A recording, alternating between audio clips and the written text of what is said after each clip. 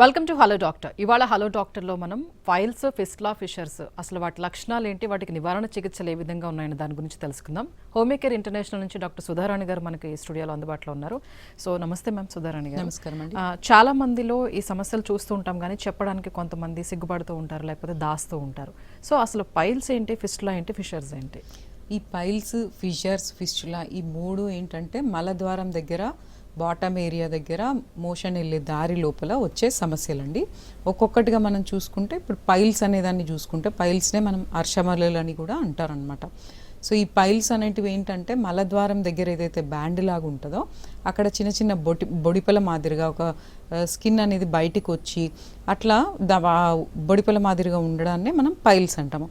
Piles అనేది ఏంటంటే so ఆ మలద్వారం దగ్గర స్కిన్ అనేది బయటికి ఉబ్బడం అనేది జరుగుతుంది. ఇందులో ఎక్కడి నుంచి వస్తుందనే దాన్ని బట్టి internal piles and external piles అనేటివి ఉంటాయి అన్నమాట. సో ఈ ఎక్స్టర్నల్ పైల్స్ అనేటివి ఏంటంటే చర్మం కింద భాగం నుంచి మలద్వారం అవుటర్ రీజియన్లో పై భాగంలో చర్మం కింద నుంచి ఈ ఎక్స్టర్నల్ పైల్స్ అనేటివి కనిపిస్తూ ఉంటాయి. సో చేతికి కూడా తగులుతూ ఉంటాయి.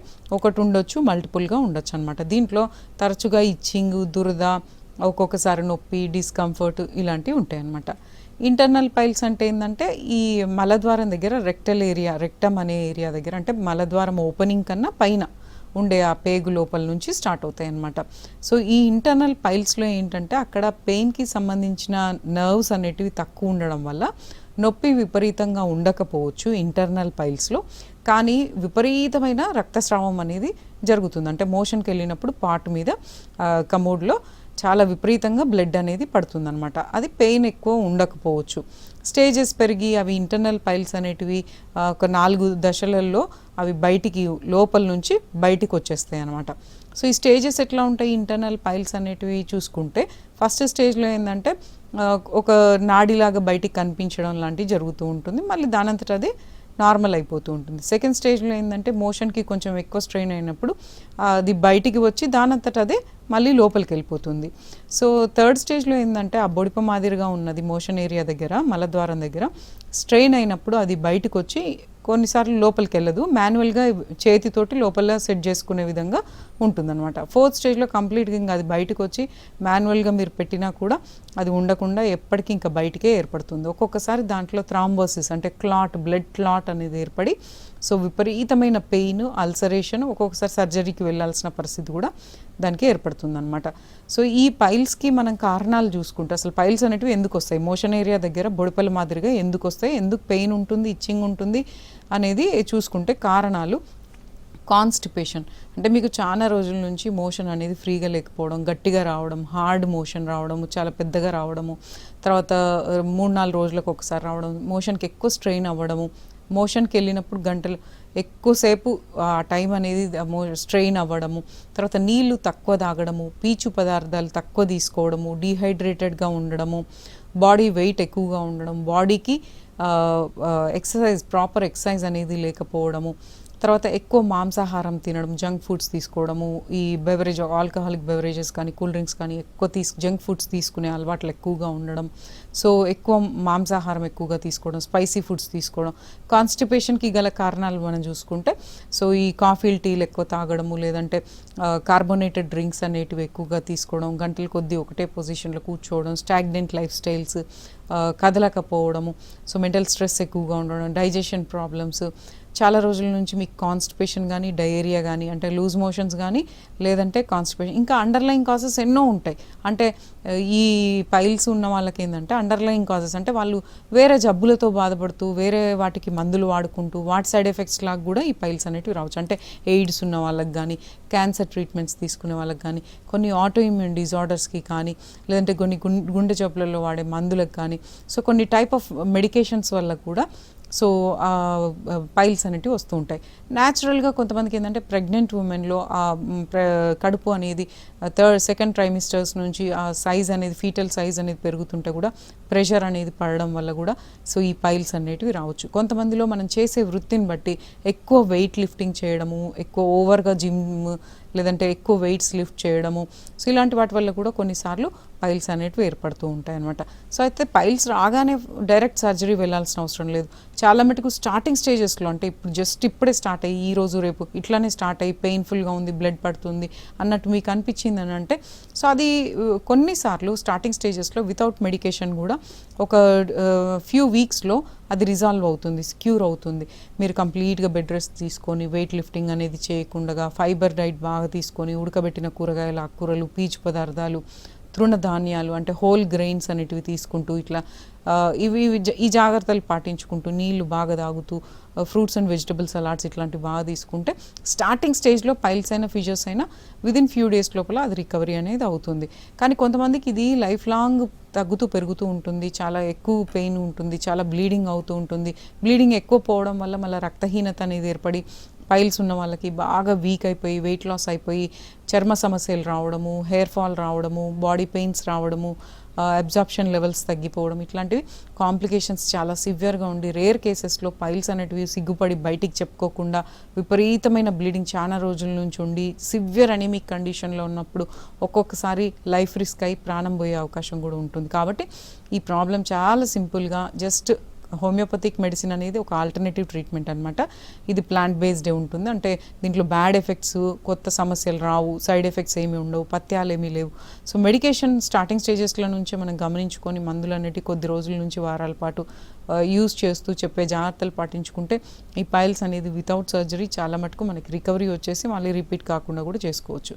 సో ఈ పైల్స్లో మీరు గమనించుకోవాలి, 2-3 వారాలను మించి మీకు మోషన్కి వెళ్ళినప్పుడు పెయిన్ ఉన్నా, బ్లడ్ పడుతున్నా, మోషన్కి బ్లడ్ స్ట్రీక్స్ లాగా ఉన్నా, నడవడానికి ఇబ్బంది అవుతున్నా, చేతికి ఏమైనా బొడిపల మాదిరిగా తగిలినా, లేదంటే డిశ్చార్జ్ లాగా ఉన్నా, అండర్వేర్లో ఏమైనా మ్యూకస్ లాగా పడుతున్నా, బ్లడ్ లాగా పడుతున్నా, లేదంటే మోషన్కి వెళ్ళినప్పుడు విపరీతమైన నొప్పి, మోషన్కి వెళ్ళిన తర్వాత 2-3 గంటలు నొప్పి, ఇట్లా ఉన్న నొప్పి, మంట, దురద, చేతికి బొడిపల మాదిరిగా తగలడము, ఇలాంటివి కనుక మీరు గమనించుకుంటే అది మీరు సొంత వైద్యాలు చేసుకోకుండా డాక్టర్ని కలిస్తే అది ఏ స్టేజ్లో ఉంది, పైల్సా, ఫిషర్సా, ఫిస్టులా అనేది గమనించి ఆ స్టేజ్ని బట్టి మీకు ఉండే తీవ్రత, ఇతర జబ్బులను బట్టి మందులు అనేటివి హోమియోపతిలో యూజ్ చేస్తే జస్ట్ విదిన్ ఫ్యూ డేస్లో మీకు పెయిన్ అనేది ఫస్ట్ కంట్రోల్ అవుతుంది, బ్లీడింగ్ కంట్రోల్ అవుతుంది. కంటిన్యూగా మెడిసిన్స్ యూజ్ చేస్తే ఆ బయటికి వచ్చిన స్వెల్లింగ్ కూడా మెల్లమెల్లగా ష్రింక్ అయిపోతూ ఉంటుంది పైల్స్లో. సో మీకు పైల్స్కి సంబంధించి ఎటువంటి సమస్యలు ఉన్నా కూడా డాక్టర్ గారు ఉన్నారు, సుధారాణి గారు. సో మీరు కాల్ చేసి డాక్టర్ గారితో కూడా మాట్లాడచ్చు. సో డాక్టర్ గారు మీరు చాలా డీటెయిల్డ్ ఎక్స్ప్లెనేషన్ ఇచ్చారు. సో జనరల్గా ఇది ఏ వయసు వారిలో ఎక్కువగా వస్తుంది? జనరల్గా ఈ పైల్స్ అనేటివి ఈ మధ్య కాలంలో మిడిల్ ఏజ్లో ఎక్కువగా చూస్తూ ఉన్నాము. నార్మల్గా ఈ పైల్స్ అనేటివి ఓల్డ్ ఏజ్లో వస్తాయి అన్నమాట. అంటే ఇన్యాక్టివ్ లైఫ్ స్టైల్ ఉంటుంది, వాళ్ళకి వాకింగ్ అనేది ఎక్కువగా ఉండదు, మజిల్స్ వీక్గా ఉంటాయి.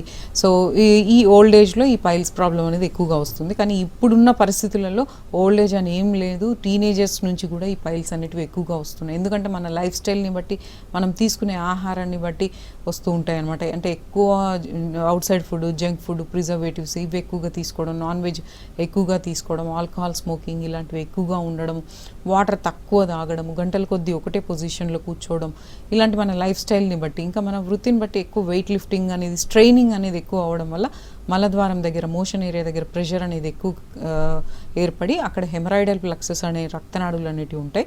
అవి బయటికి స్కిన్తో పాటు మ్యూకస్ మెంబ్రెయిన్తో పాటు బయటికి ఉబ్బుతాయి అన్నమాట.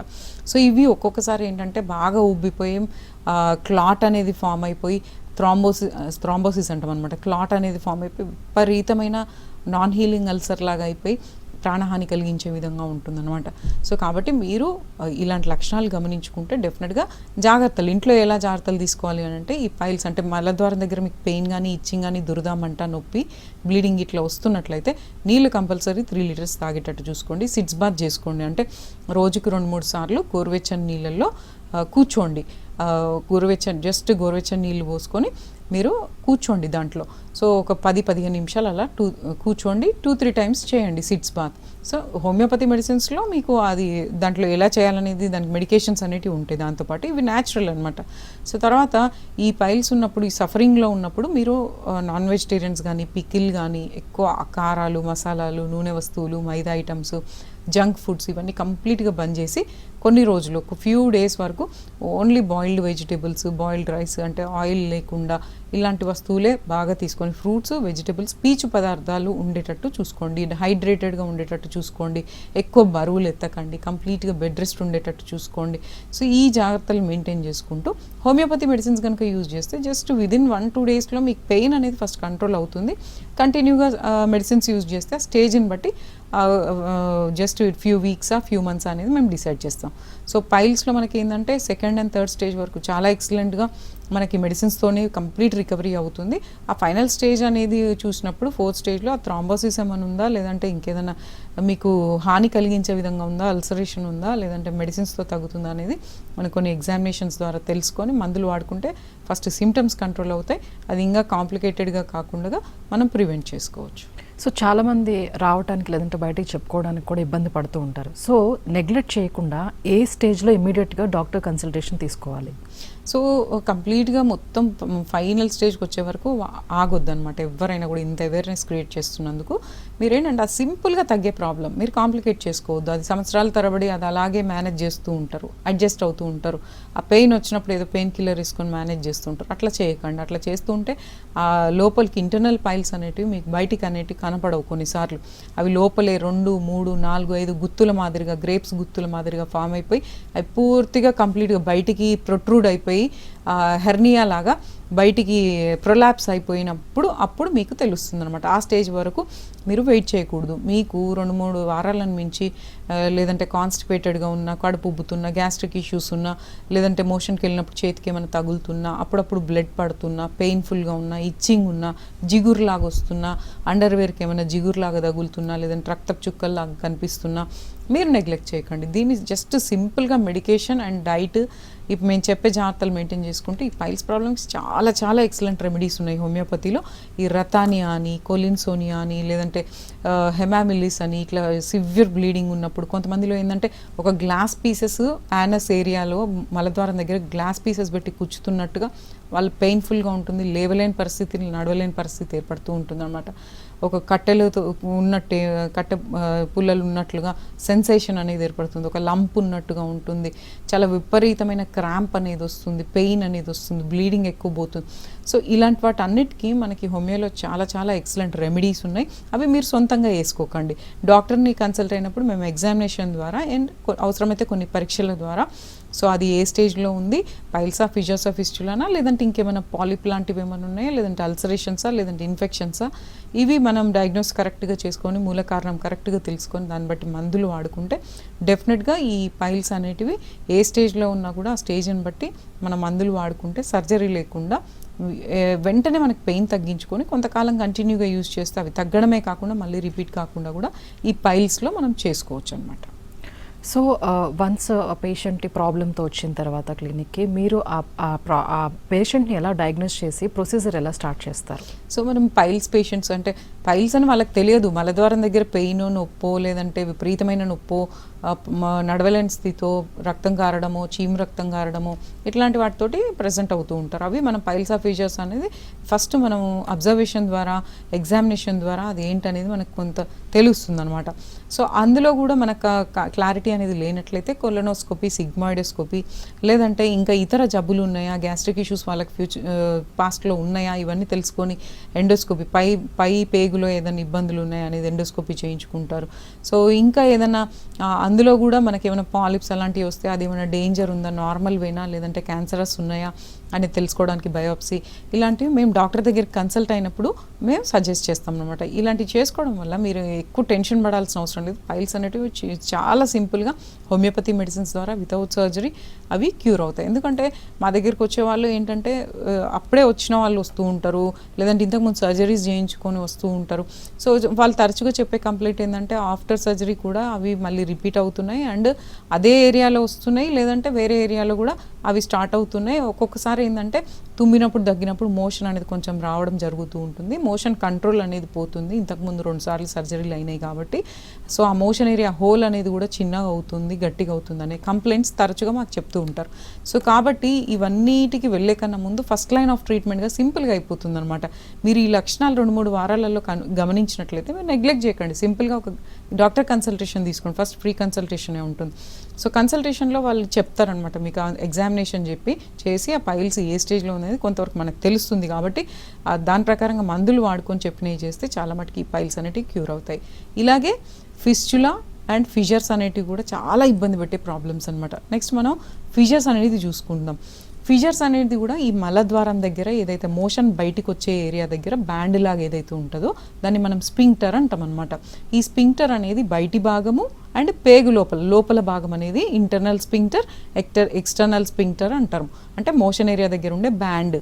సో ఇదేంటంటే చాలా స్ట్రెయిన్ అయ్యే వాళ్ళకి మోషన్ హార్డ్గా లార్జ్ బవెల్ అంటే మోషన్ అనేది చాలా లావుగా రావడం, గట్టిగా రావడం, అది దానికి స్ట్రెయిన్ అవ్వడం వల్ల ఒక్కొక్కసారి ఏమవుతుందంటే అక్కడ ఉండే మ్యూకస్ మెంబ్రెయిన్ దాని కెపాసిటీని మించి ఎక్స్పాండ్ అయినప్పుడు అది కట్ అవుతుంది అనమాట. ఆ కట్ అయ్యేదాన్ని మనం ఫిషర్ అంటాం అనమాట మలద్వారం దగ్గర. ఆ కట్స్ అనేటివి సన్నగా పేపర్ కట్ లాగా ఉండొచ్చు, కొంతమందికి చాలా వెడల్పుగా ఇంటర్నల్గా డీప్గా మజిల్ లేయర్ వరకు కూడా ఆ కట్ అనేది అవుతూ ఉంటుంది అనమాట. సో ఈ కట్స్ అనేటివి సింపుల్గా కట్స్ ఉన్నప్పుడు వితౌట్ ట్రీట్మెంట్ కూడా కొంచెం బెడ్ రెస్ట్ తీసుకొని హైడ్రేటెడ్గా ఉండి మోషన్ ఫ్రీగా వచ్చేటట్టు చేసుకొని గ్యాస్ట్రిక్ ఇష్యూస్ లేకుండా ఉండి సో జాగ్రత్తలు తీసుకుంటే కొద్ది రోజులలో అది రికవరీ అనేది అవుతుందన్నమాట. కానీ ఆ స్టేజెస్ అన్నిటి పెరుగుతూ ఉంటే మీరు నెగ్లెక్ట్ చేస్తే అక్కడ ఇన్ఫెక్ట్ అయిపోయి ఆ కట్ కాస్త ఒక పుండులాగా మారిపోయి కట్ పెద్దగా అయిపోయి డీప్ లేయర్స్లోకి వెళ్ళింది అని అంటే మీరు నడవలేని పరిస్థితి, లేవలేని పరిస్థితి, అసలు అడుగు తీసి అడిగేయలేరు అనమాట. చాలా చెప్పుకోలేని విపరీతమైన స్పాజ్మాటిక్ పెయిన్ అనేది ఉంటుంది. ఆ కట్ అయినప్పుడు ఏంటంటే ఆ బ్యాండ్ స్పింక్టర్లో సివియర్ స్పాజమ్ అనేది ఏర్పడుతుంది. ఆ స్పాజమ్ అనేది చెప్పలేనంత పెయిన్ అనమాట. అంటే ఒక టియర్ కట్ అయిపోతుంది, చీలిపోతుందనే అంత పెయిన్ అనేది వస్తుంది. పెయిన్ఫుల్ ఎక్స్ట్రీమ్ పెయిన్ఫుల్ కండిషన్ ఈ పైల్స్ ఫిషర్స్ ఫిస్టులాలో చూసుకుంటే ఫిషర్స్లో ఎక్స్ట్రీమ్ పెయిన్ఫుల్ కండిషన్ ఉంటుందన్నమాట. ఇది ఎక్కువ వేడి వస్తువులు తినడము, తర్వాత ఎక్కువ మాంసాహారం తినడం, ఎక్కువ బయట వస్తువులు తీసుకోవడము, లేదంటే మోషన్కి స్ట్రెయిన్ అవ్వడము. అంటే చాలామందికి కాన్స్టిపేషన్ ఉంటేనే వస్తుంది అనుకుంటారు, కానీ కాన్స్టిపేషన్తో పాటు మీకు డయేరియా అంటే లూజ్ మోషన్స్ చాలా రోజుల నుంచి ఉన్న వాళ్ళకి కూడా ఆ ఏరియాలో ప్రెషర్ ఏర్పడడం వల్ల కూడా ఈ కట్స్ అనేటివి కొన్నిసార్లు ఏర్పడవచ్చు. సో అండ్ మోషన్ హార్డ్గా ఉండడము అండ్ మీరు తీసుకునే ఆహారపు అలవాట్లు కరెక్ట్గా లేకపోవడం, వెయిట్ ఎక్కువగా ఉండడం, బరువులు ఎత్తడము, గంటల కొద్దీ కూర్చోవడం మోషన్కి, సో విపరీతంగా ప్రెషర్ అనేది పెట్టడం వల్ల కూడా ఈ ఫీచర్స్ అనేటివి ఏర్పడుతూ ఉంటాయి. ఇవి రికరెన్స్ అనేది ఎక్కువగా ఉంటుంది. హీలింగ్ అనేది తొందరగా అయిపోతుంది, కానీ రికరెన్స్ కూడా మీరు జాగ్రత్తలు పాటించకపోతే మళ్ళీ అది హార్డ్ మోషన్ వచ్చినప్పుడల్లా సేమ్ ఏరియాలో కట్ అవ్వచ్చు, వేరే ఏరియాలో కట్ అవ్వచ్చు. దీనికి కూడా మనకు హోమియోపతి మెడిసిన్స్లో నైట్రిక్ యాసిడ్ అని, పియోని అని, హెమామిలిస్ అని, సైలీషియా అని ఇట్లా మనం కొన్ని మెడిసిన్స్ ద్వారా అంటే చాలా రకాల మందులు ఉంటాయి. మీ కండిషన్ సిమ్టమ్స్ని బట్టి, మీ లైఫ్ స్టైల్ ఫుడ్ హ్యాబిట్స్ని బట్టి, కాన్స్టిట్యూషన్ని బట్టి మెడిసిన్స్ అనేటివి అందరికీ యూనివర్సల్గా ఒకటే మెడిసిన్ ఇవ్వరనమాట. ఇవన్నీ మనం టోటాలిటీ అనేది తీసుకొని మెడికేషన్ అనేది కరెక్ట్ పొటెన్సీలో యూజ్ చేయడం వల్ల, కొన్ని జాగ్రత్తలు మెయింటైన్ చేసుకోవడం వల్ల ఫిషర్ అనేది కంప్లీట్గా హీలింగ్ అవుతుంది. మళ్ళీ ఫ్యూచర్లో రాకుండా కూడా మనం ప్రివెంట్ చేసుకోవచ్చు. ఇంకా ఇలాగే ఫిస్టులా అనే ప్రాబ్లం కూడా ఈ మలద్వారం దగ్గర వస్తుందన్నమాట. ఇది ఎంతోమంది సఫర్ అయ్యే ప్రాబ్లం. ఇది క్రానిక్ అని కూడా చెప్పుకోవచ్చు. అంటే చాలా మందిలో ఏంటంటే ఇది కొంతమంది లైఫ్ లాంగ్ అది సఫర్ అవుతూనే ఉంటారు. సర్జరీ చేసుకున్నా కూడా ఒక్కొక్కసారి అవి మళ్ళీ సేమ్ పాయింట్లో రిపీట్ అవ్వచ్చు, లేదంటే వేరే పాయింట్లో కూడా రిపీట్ అవ్వచ్చు. ఫిస్టులా అంటే ఏంటంటే మలద్వారం దగ్గర ఉండే బ్యాండ్ స్పింక్టర్, ఇంతసేపు నేను చెప్పినట్టుగా ఆ బ్యాండ్ దగ్గర బయట స్కిన్కి లోపల పేగు భాగంలో ఇంటర్నల్ స్పింక్టర్కి ఒక రంధ్రం లాగా ఏర్పడుతుంది. అసలు ఈ ఫిస్టులా అనేది ఎందుకు వస్తుంది అనేది మనం చూసుకుంటే మలద్వారం దగ్గర యానల్ గ్లాండ్స్ అనేటివి ఉంటాయి అన్నమాట. ఆ యానల్ గ్లాండ్స్కి డక్ట్స్ అనేటివి ఉంటాయి. అందులో నుంచి వచ్చే సెక్రీషన్స్ యానల్ కెనాల్ ద్వారా బయటికి వస్తాయి. అనేక కారణాల వల్ల, అంటే అక్కడ ఎక్కువ మనం కదలకుండా కూర్చొని ఉండడము, మనం తీసుకునే ఆహారపు అలవాట్లు, ఓవర్ వెయిట్, తర్వాత డీహైడ్రేటెడ్గా ఉండడము, సో ఈ స్ట్రెస్ఫుల్ కండిషన్స్లో ఉండడం, ఇట్లా అనేక కారణాల వల్ల సో ఈ యానల్ గ్లాండ్స్ అనేటివి ఇన్ఫెక్షన్కి గురైనప్పుడు అక్కడ పస్ ఫార్మేషన్, యాప్సెస్ అనేది ఏర్పడి అది బయటికి వచ్చే దారి ఉండదన్నమాట. దానివల్ల దానంతట అదే అక్కడ రంధ్రం లాగా ఏర్పడి అది ఇంటర్నల్గా కానీ రంధ్రం ఏర్పడుతుంది, బయట చర్మానికి లోపల చర్మానికి రంధ్రం ఏర్పడుతుంది.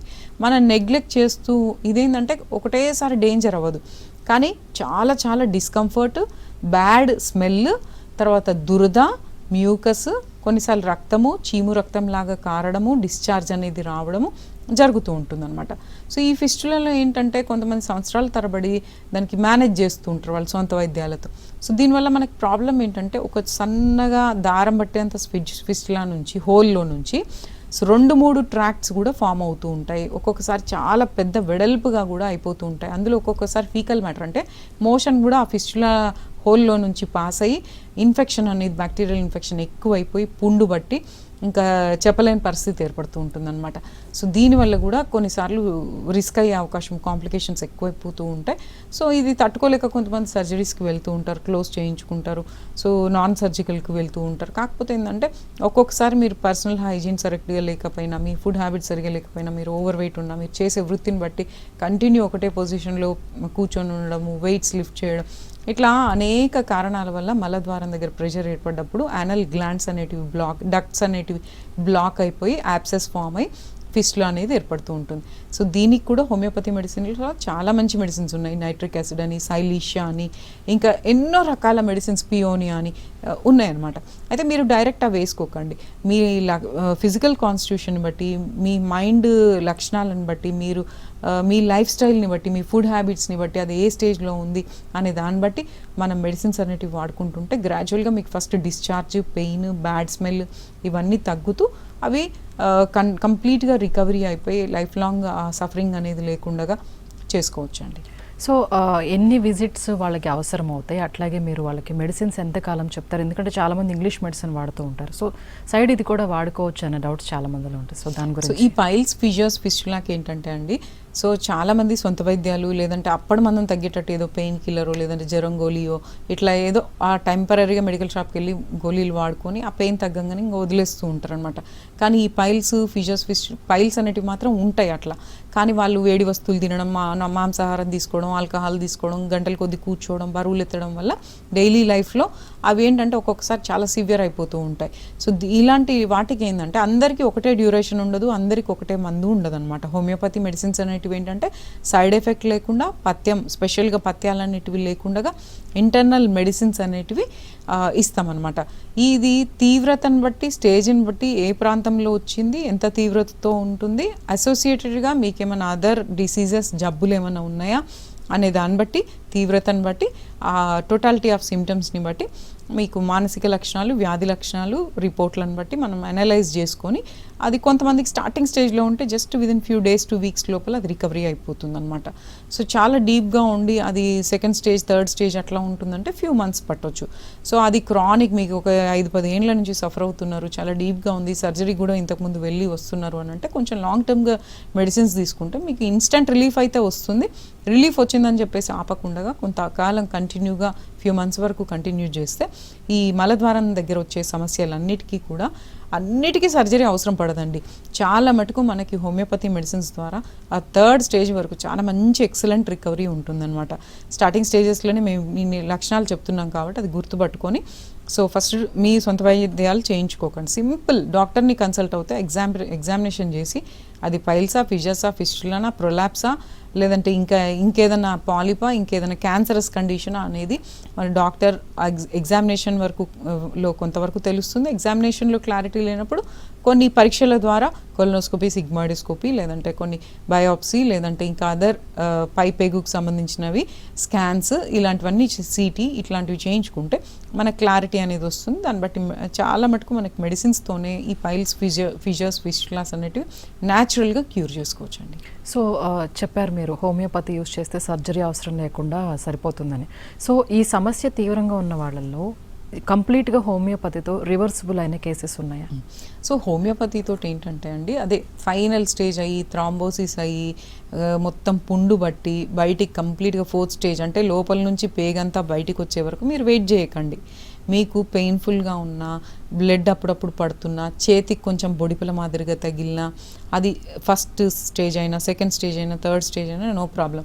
సో హోమియోపతి మెడిసిన్స్ ద్వారా మీకు ఇన్స్టెంట్గా ఆ పెయిన్ అనేది రిలీఫ్ అయితే అయ్యేటట్టు మెడిసిన్స్ ఉన్నాయి.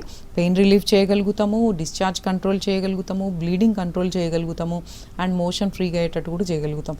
సో ఇవి ఏంటంటే ఒక్కరోజు సాల్వ్ చేసుకుంటే అయ్యేది కాదనమాట. ఎందుకంటే పైల్స్ అనేటివి లోపల ఉంటాయి. అవి మీరు చేసే పనిని బట్టి, మీరు తీసుకునే ఆహారాన్ని బట్టి అది డైలీ సఫరింగ్ అనేది కొన్ని సంవత్సరాల తరబడి బాధలు పడుతునే వాళ్ళు ఉంటారనమాట. దీనికి మనం ఇన్స్టంట్ రిలీఫ్ అనేది ఇస్తూనే అది కొంతకాలం కంటిన్యూగా యూజ్ చేస్తే ఆ స్టేజెస్ అనేటివి రివర్స్ అయ్యేటట్టు సో చేసుకోవచ్చు. కంప్లీట్ రికవరీ కూడా అయ్యేటట్టు ఈ పైల్స్, ఫిషర్స్, ఫిస్టులాకి చేసుకోవచ్చు అనమాట. సో వన్స్ హోమియోపతి వాడుతూ ఉన్న పేషెంట్ ఎటువంటి లైఫ్ స్టైల్ లీడ్ చేయాలి, ఫుడ్ హ్యాబిట్స్ ఎలా ఉండాలి?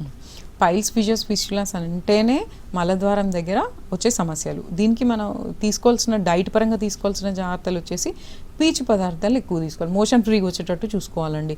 సో మోషన్ ఫ్రీగా రావాలి అని అంటే కొద్దిగా కాఫీ తక్కువ చేయాలి, కూల్ డ్రింక్స్లు తక్కువ చేయాలి, ఆల్కహాలిక్ బెవరేజెస్ తక్కువ చేయాలి, మాంసాహారము, పచ్చళ్ళు, మసాలాలు ఇవన్నీ కొద్దిగా లిమిట్లో తీసుకొని, సో ఒకవేళ యాక్టివ్గా ప్రాబ్లం ఉన్న వాళ్ళు, లేవల్ అండ్ కండిషన్లో ఉన్న వాళ్ళు ఇవన్నీ కంప్లీట్గా స్టాప్ చేసి సో పీచు పదార్థాలు ఎక్కువ పీచు పదార్థాలు ఎందులో ఉంటాయి, ఈ కూరగాయలలో, ఆకుకూరలలో, సలాడ్స్లో, వీటన్నిటిలలో ఉంటాయి. కాబట్టి ఇవి మీరు డైలీ లైఫ్లో డైలీ కొంత వెజిటేబుల్ సలాడ్, ఫ్రూట్ సలాడ్ ఇలాంటివి అలవాటు చేసుకోవాలి. నీళ్లు మంచిగా తాగాలి. బాడీకి కొంత ఎక్సర్సైజ్ అనేది అవసరము. బవల్ మూమెంట్ పెరగాలి అని అంటే మీరు కొంచెం వాకింగ్, యోగాను, ఎక్సర్సైజు ఏదన్నా ఒకటి చేయండి, కానీ కొంచెం బాడీకి మూమెంట్ ఉండేటట్టు చూసుకోండి. అంటే గంటల కొద్దీ ఒకటే పొజిషన్లో కదలకుండా కూర్చోకుండా చేసుకోండి. సో పైల్స్, ఫిషర్స్, ఫిస్టులాస్ ఉన్న వాళ్ళు వెయిట్ లిఫ్టింగ్ ఓవర్గా చేయకండి. దానివల్ల కూడా మలద్వారం దగ్గర ప్రెషర్ అనేది ఏర్పడి ఇంకా ప్రాబ్లం ఎక్కువయ్యే అవకాశం ఉంటుంది. ఇంకా ఫిషర్స్ ఉన్న వాళ్ళు ఏంటంటే స్ట్రెయిన్ అయినప్పుడు, మోషన్కి స్ట్రెయిన్ అయినప్పుడు, మోషన్ అనేది చాలా గట్టిగా లార్జ్ బవెల్ వచ్చినప్పుడు అది ఎక్స్పాండ్ అయ్యి కట్ అయిపోతుంది. కాబట్టి మీరు మోషన్ ఫ్రీగా వచ్చేటట్టు చూసుకోండి. సో ఈ మినిమం కొంత ఫాలో అవుతూ, యాక్టివ్ ప్రాబ్లం ఉన్నప్పుడు మాత్రం కొంత రెస్ట్ తీసుకోండి. ఇంకా పనులు అనేటివి, తిరగడం, లాంగ్ జర్నీస్ ఇలాంటివి చేయకుండా సో కంప్లీట్గా రెస్ట్ తీసుకొని ఉడకబెట్టిన కూరగాయలు, తర్వాత ఫ్రూట్ సలాడ్, వెజిటబుల్ సలాడ్, ధాన్యాలు తీసుకుంటే తృణధాన్యాలు పొట్టు తీయకుండా ఇలాంటివి, మిల్లెట్స్ ఇట్లాంటివి బాగా తీసుకుంటూ సో కొంచెం స్ట్రెస్ లెవెల్స్ తగ్గించుకొని పెయిన్ కిల్లర్లు ఇలాంటివి కొంచెం తగ్గించేసి, అంటే ప్రతిదానికి మందులు వాడుతూ ఉంటారనమాట. సో అలాంటి పెయిన్ కిల్లర్స్ ఇలాంటివి కూడా యూజ్ చేయకండి. వాటి సైడ్ ఎఫెక్ట్స్ వల్ల కూడా మీకు బ్లీడింగ్ అనేది అయ్యే అవకాశం ఉంటుందన్నమాట. సో ఈ జాగ్రత్తలు మెయింటైన్ చేసుకుంటూ హోమియోపతిక్ మెడిసిన్స్ తీసుకుంటే చాలా మటుకు 80 to 90% వరకు కూడా మనకు without surgery piles, fissures, fistula, bleeding, itching, pain ఇవన్నీ కూడా, ఈ బల్జెస్ కానీ సో అవన్నీ కూడా న్యాచురల్గా హోమియోపతి మెడిసిన్స్ ద్వారా within few days to weeks లోపల మీకు రికవరీ అనేది కనిపిస్తుంది. కొంతకాలం మేము సజెస్ట్ చేసిన విధంగా యూజ్ చేస్తే కంప్లీట్ రికవరీ అనేది కూడా ఉంటుందండి. సో థ్యాంక్ యూ సుధారాణి గారు, చాలా మంచి ఎక్స్ప్లెనేషన్, మంచి సూచనలు కూడా చేశారు. So thank you so much అండి. సో చూసారు కదండి, ఇది ఇవాల్టి హలో డాక్టర్. Stay tune.